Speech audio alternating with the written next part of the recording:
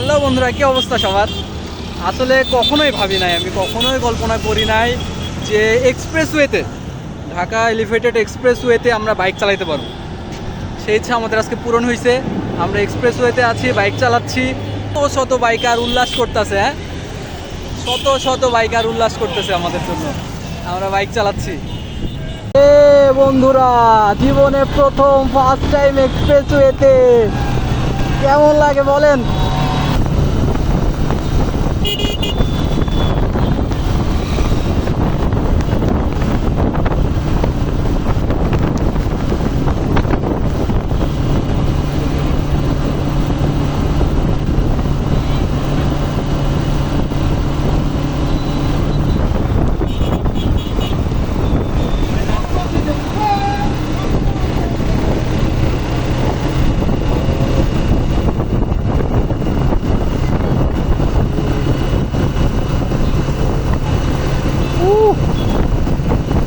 কখনো কল্পনাও করতে পারি না যে এক্সপ্রেসওয়েতে বাইকও চালাবো এইভাবে।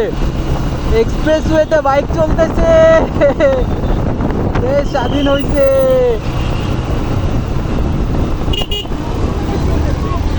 Seriously seriously